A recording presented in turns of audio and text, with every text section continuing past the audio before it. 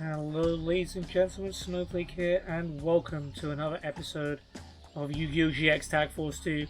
It's been a rough couple of episodes. This is the third one I'm recording in a row today. So the last two episodes I've recorded in a row. And yeah, we've just been really getting the rough end of the stick with some of the draws our opponents are getting. With the last-ditch ways our opponents are turning it around again, so we're not quite getting the finishing blows. And last episode was another frustrating one like that. The first duel, we were using the Spirit deck against Moses and Ree. Lost our unbeaten record against Moses. We were trading back and forth because we had Begone Nay that was returning everything that did damage back to the hand. And we had a strategy where Fuji no Tori was gaining us back life points. So it looked like we were going to win the trade in the end. And the duel.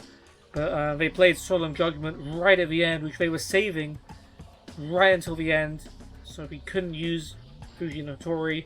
And then we lost to their last attack. And we would have won the next turn. We did win the next duel when we came over here to the forest. We took on Blair Flanagan and Pippin, and our bad reaction deck did bits. 2 gift cards, one of them fetched by a cat, helped us to victory there. Then we took on Wade and Hayden with the equip spell deck, and we were about to win this duel, but I made the mistake of summoning a 4th monster when we had 2,000 life points, and Wade played Ceasefire to end the duel, even though we were about to attack them with so many monsters and just win that one. That was unfortunate. Now that I'm thinking about it, Alexis did waste some time by using Chavonian Emperor Dragon to ritual summon Cyber Angel Benton and then bring it back with Premature Burial. So yeah, it was a bit of a waste of life points there. Yeah. Very unlucky. In this episode, we're dueling Kura and Ivan, as well as 2 other tag teams. And hopefully, we'll get some better luck. But I guess it makes for great content, even if we don't have better luck, so... yeah. I still much prefer winning, though. The duelist in me wants me to win. The content creator is maybe happy, but we're having some fun duels as well. Okay, 6 samurais. Anything that needs changing over here?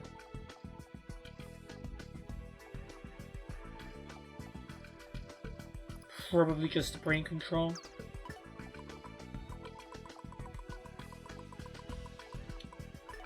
Yeah. Oh, it's not in our quick spell deck, is it?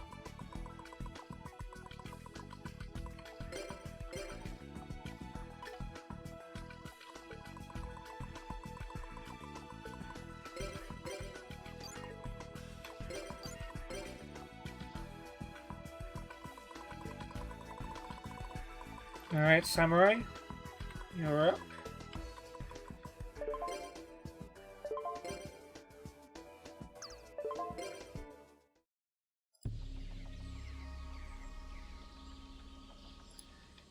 Alright, surely against 2 Slifer's, even though Kura we struggled a bit against. Ivan sucks. We really can't afford to lose to Ivan again. Alexis, show me something in this duel.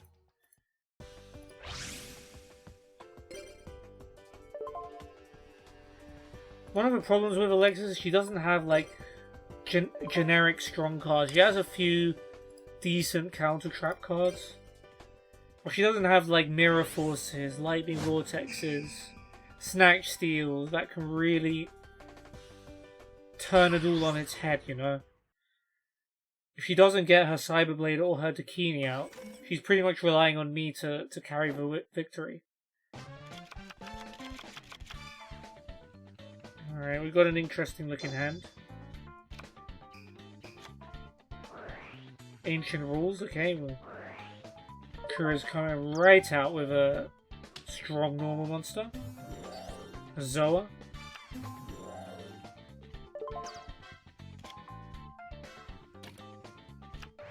No other monsters though.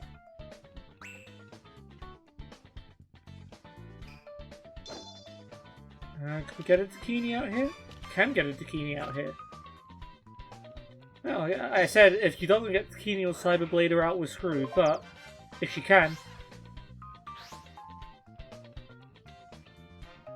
then we're Gucci. Dakini destroys Zoa instantly as well. Summon Etoile Cyber, and we're dealing half of their life points in Alexis's first turn. Which I can't say I'm too mad at.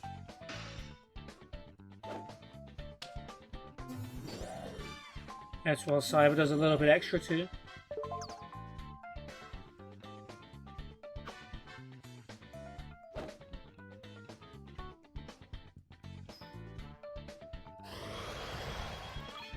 Surely we win this duel, guys. Come on.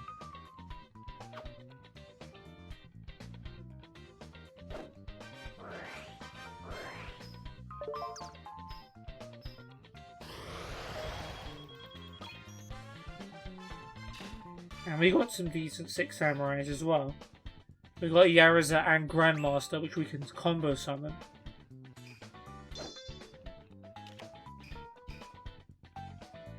Ivan sets a monster. Not even a trap card. I mean, surely we win right now. No? Grandmaster can be special summoned while you control the 6 samurai. So if I summon Yaruza, I can special summon Grandmaster. I mean, that's enough. We've got Fusion Sword, Murasame Blade as well. Which we could even... Takini's actually a fairy. Which we could equip to something. We don't need to. Yaruza can attack directly. Since we have a 6 samurai. Probably should have played... No, that's okay. We're fine. Dakini does piercing.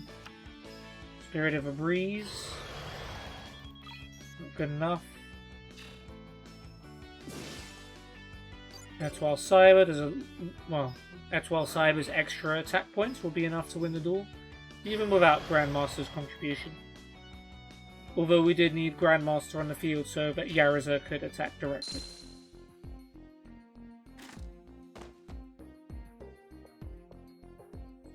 That was a nice quick duel. For a change. Finally, we learned some ruthlessness. We crushed our opponents with no mercy. Although they were some of the worst duelists out of the bunch. But we'll take it. I got us some solid heart with Alexis.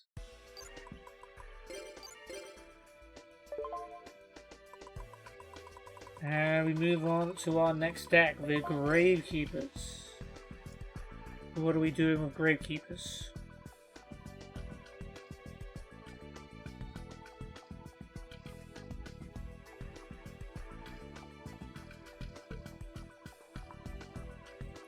Potentially a brain control? Do we have many tribute monsters? It's just Chief, isn't it?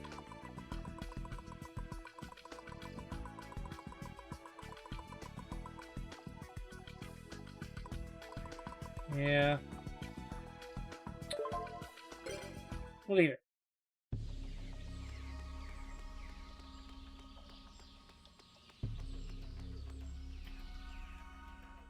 Okay, one last location before nap time. Let's go to the main gate.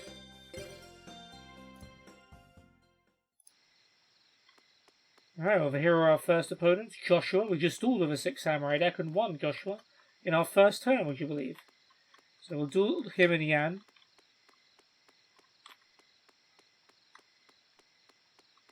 And we've got Bright and Swin to wrap up the episode. Have we got anyone else here for next time?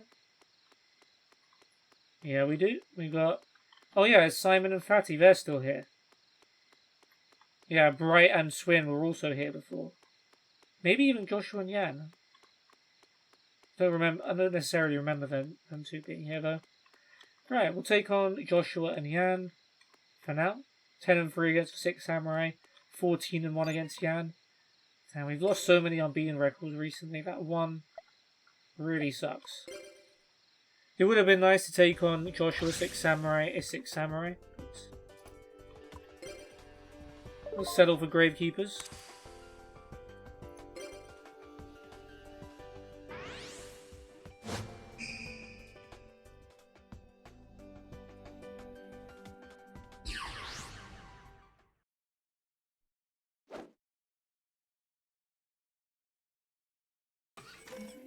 I have to admit, Alexis's first turn Dakini certainly helped us in the last duel, and it looks like we have the potential to do that again. Although I wouldn't be surprised if Alexis saved up her Machine Angel ritual for next turn. Blade Skater goes down for now. Hopefully it survives, and there's a chance Alexis draws her to Cyber, and we get Cyber Bladed too. Joshua has Zangji. Blade Skater ain't gonna do much against that.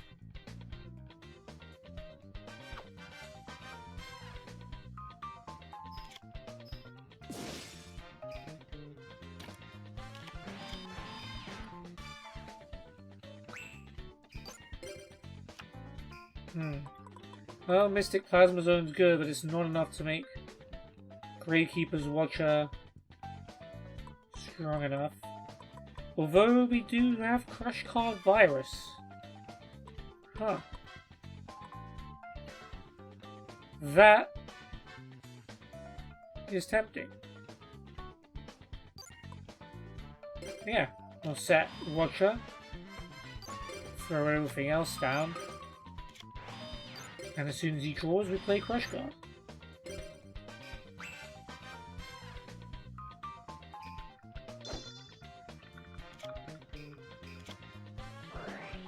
Pandemonium.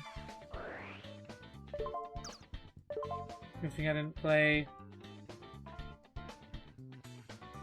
my card yet. Let's wait, actually.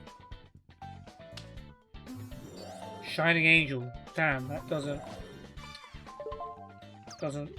quite work for Crush Card, but I think I'm still going to play it, because I'm probably not going to have a chance to play it again.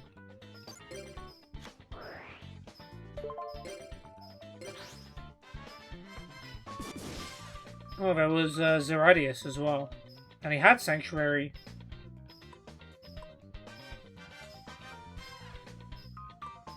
Yeah. Oh, right, that was a chance to see his hand. And I actually didn't even look at it, annoyingly enough. I have no idea what that is. I should know what that is. I just wasn't paying attention. No matter. Dakini will save everything. As long as that wasn't Mirror Force. I remember not seeing a Mirror Force. Yeah, Machine Angel Ritual. Go for it. All of our hopes rest on it. So if this doesn't work, we're in trouble.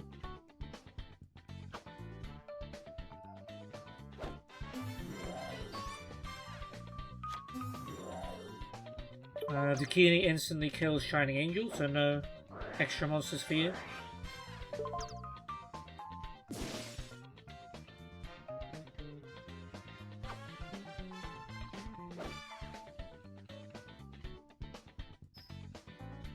Nice. I feel in control.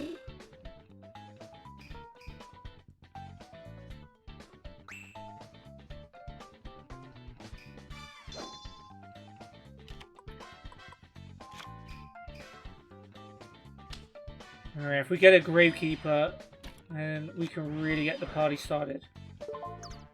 But did we actually see what he drew there? Again, I missed it. Ooh. I mean, Necro Valley just to get rid of Pandemonium doesn't sound like the worst idea.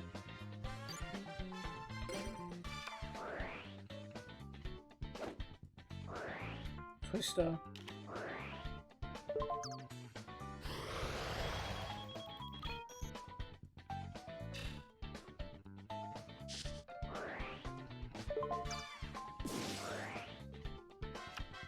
Alright, well, Mystic Plasma Zone just to get rid of Pandemonium then.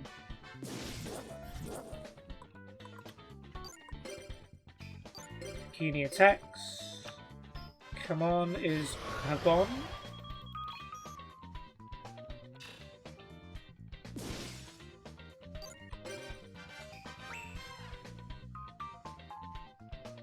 Alright, Ian ain't got much of a hand. So Radius, Crush card, blows it up.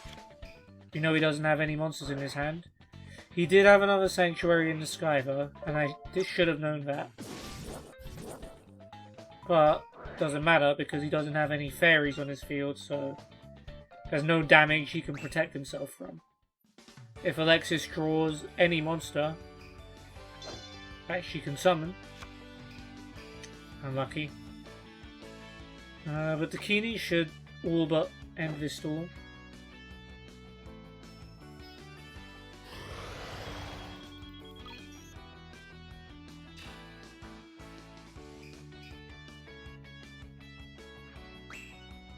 Alright, Joshua relying on his Destiny draw. I hope it's Premature Burial.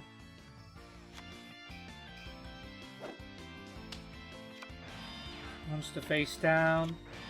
His Destiny draw is a trap card. Could be some worrying times. Oh, we got a cat. That's cool. I'm pretty sure we have Nightmare Wheel in this deck. So if worst comes to worst, cat gets us a Nightmare Wheel. And we win the duel that way. Well, let's see if the Keeney can win this. Yep, that's a Yaraza. And you're done.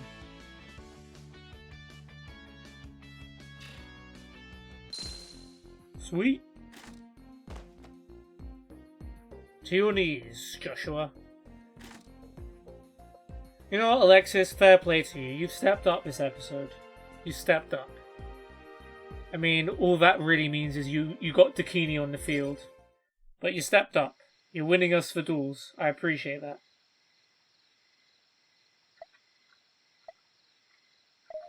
Yeah, let's keep it up.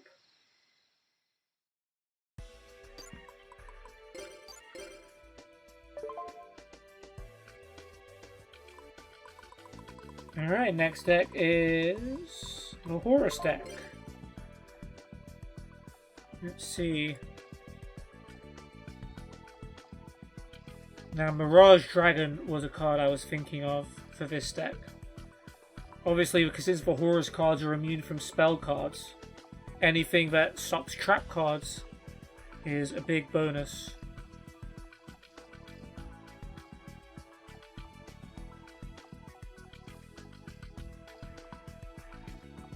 Even a Tyrant Dragon is tempting me here.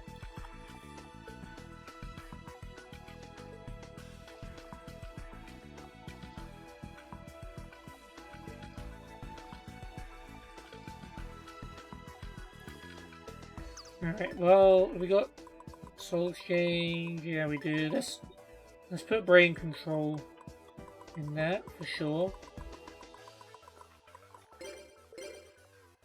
I think we are going to go with a Mirage Dragon here. Just makes sense.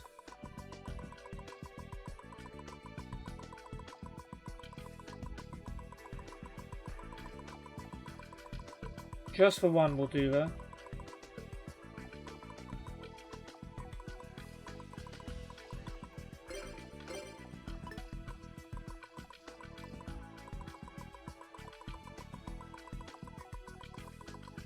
Didn't even realize we had the Sacred Phoenix in here too. And the other thing was Tyrant Dragon.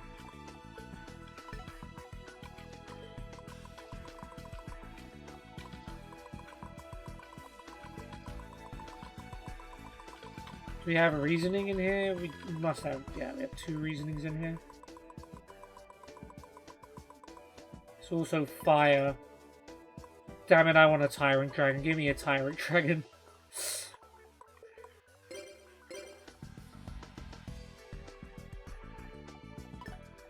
Do we take out Soul Exchange? I'm wondering if maybe we leave that in there now, but we have the Tyrant Dragon and we have an extra need for a tribute. Yeah. Okay, I'm happy with that. But I am wondering... Wait, what about White Knight Dragon? What's effect is there? Negate a spell or trap that targets this and destroy it. And you can change an attack target to this card. Nah, it doesn't fit in enough with the Horus theme, as much as it's a really good card. Let's see if there's any particular dragon support cards.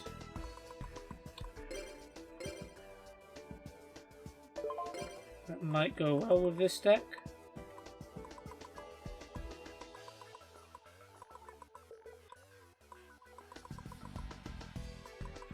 First Breath.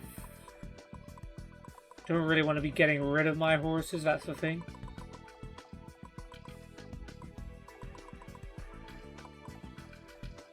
Dragonic Attack only works on Rage. Dragon's Gunfire. Not that great. Dragon's Mirror will be fun with 5-headed dragon. Dragon's Rage. I mean, with Tiring Dragon, Chavonian Emperor Dragon, and the horses. Dragon's Rage. It's got me, man. We're putting one in there.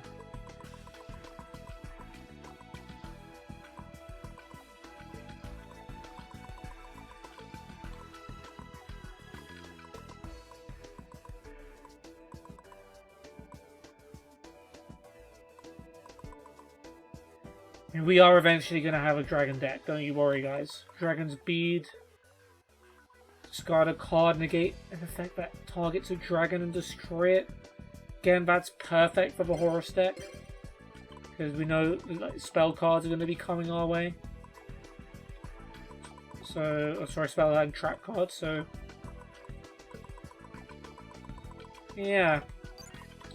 I'm looking forward to seeing how this plays out.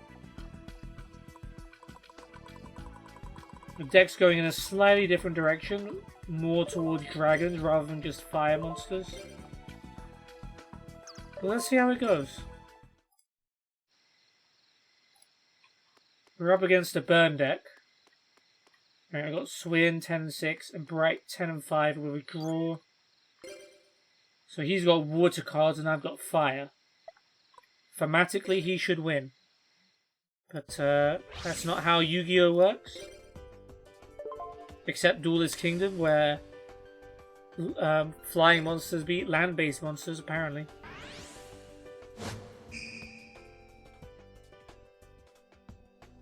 But I'm quietly confident of this one.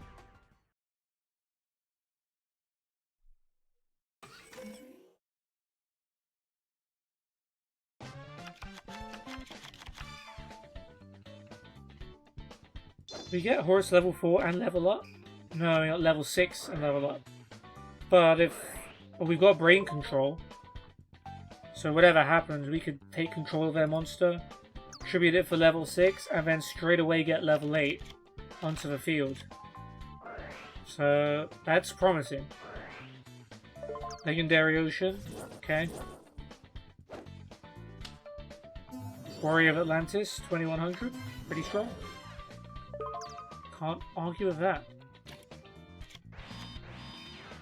Some face downs too. Alexis has Blade Skater and Etoile Cyber. Of course, she has no polymerization. Another Etoile Cyber.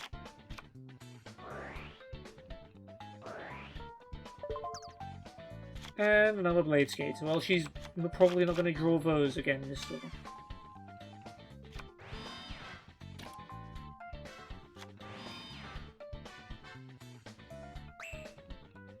Could potentially do... Oh, let's see what Bright does first. He's gonna vomit a bunch of spell cards on us. Dark Room of Nightmare. So 300 extra damage per card. Chain Strike. That's 1100. 800 plus 300. It was Chain Link 2, so it's 800.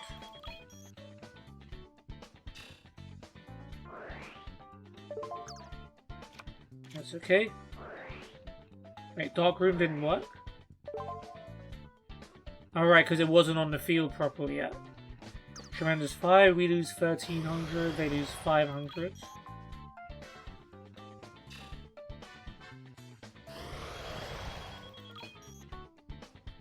None of this is scaring me yet. Because we're going to be able to do big damage for the next turn.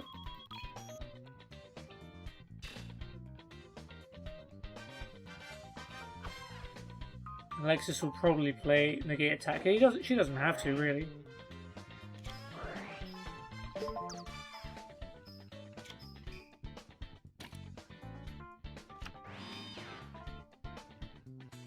Okay, we don't need to brain control here. Good soul exchange.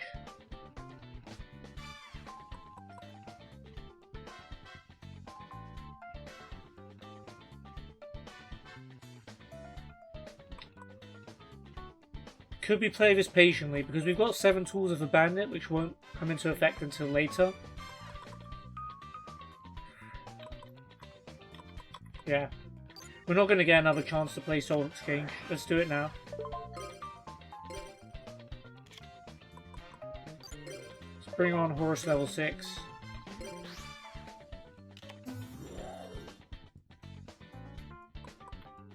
This is unaffected by spell cards, but that doesn't matter because we don't get a battle phase anyway. Now we can level it up to level 8.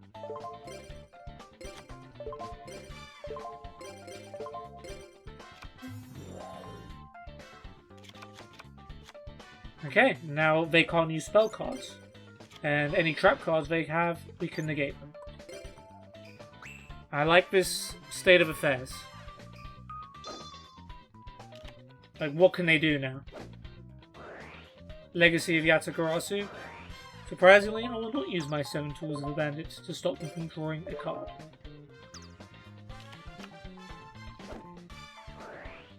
All of the Haunted to bring back Warrior of Atlantis. I'm not even going to stop that. Knock yourself out, man.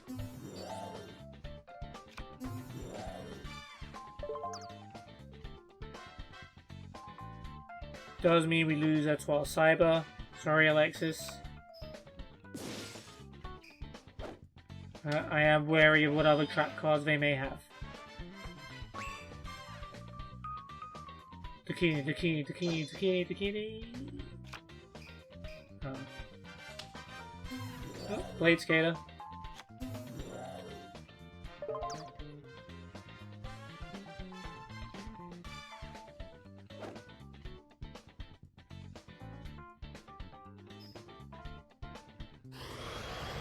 Horus level 8 handles its business. Blade Skater attacks, and that's Cannibal Spear Shellfish. All good. Ultimate Offering. Okay, he's going to pay 500 for an extra summoning. I think now Alexis will probably play 7 tools. I think... Yeah, I can sort of get that. We don't want our opponent to be able to endlessly summon monsters. Does cost 1,000 life points though, which against the burn deck you have to be a little wary of, but Bright seems to have run out of steam. She can't play spell cards, so I think we're okay.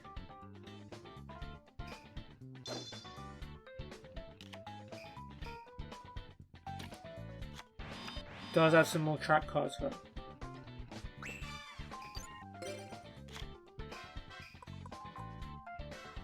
We could win the duel.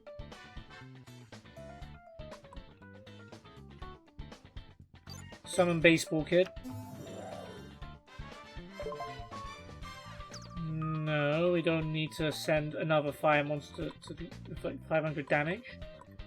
What we can do is we can pump up Horus level 8 with United We Stand.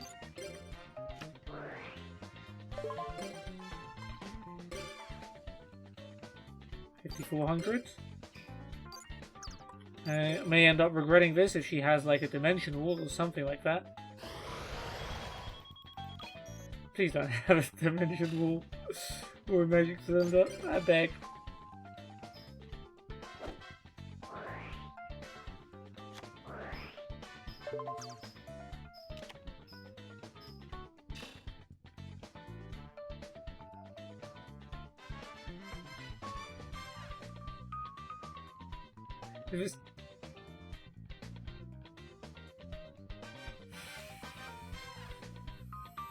Well, if you'd have done that on Horus, we'd be sunk. Do I trust that it was bad AI that made her use Dimension Wall on Ultimate Baseball Kid and attack anyway?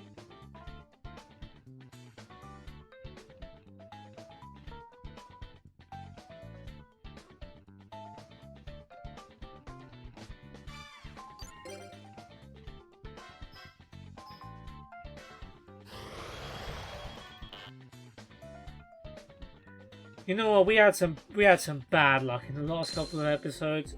We earned that one, okay? We earned that one. Man. Yeah, if she had used Dimension Wall on Horus level 8, we were done for. We did not have the life points to tank that. But she used it on Ultimate Baseball Kid instead. And then we hit her with the third strike and she was out.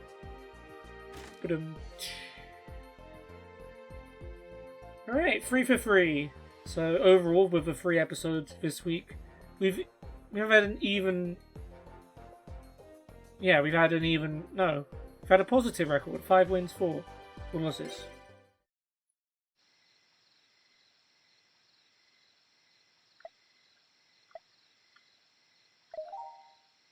That could have gone horribly wrong, though. Horribly wrong. If Bright's AI was smart, we would not have won that duel. But there we go. We have victory. We've got 3 out of 3 wins in this episode. It's been a short one because all the duels have been pretty quick. We started off with a 6 samurai deck.